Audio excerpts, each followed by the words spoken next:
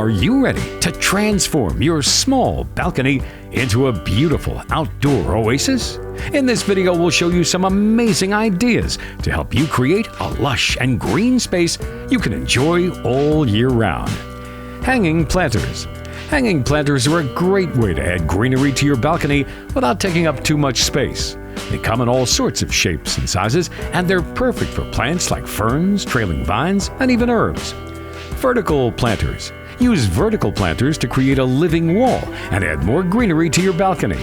They're perfect for small plants like succulents, herbs, and flowers. Compact furniture. Choose compact chairs and tables that can be folded up or stacked when not in use.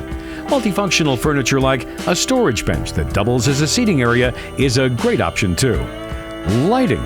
Add lighting to your balcony garden to create a cozy and inviting atmosphere. Use string lights, lanterns, or even small solar-powered lights to illuminate your plants and create a warm ambiance. Colorful accessories. Add some personality to your balcony garden with colorful accessories like cushions, rugs, and decorative pots and planters. With a little bit of creativity and effort, you can turn your small balcony into a beautiful outdoor oasis. We hope you found these tips helpful, and we can't wait to see what you create.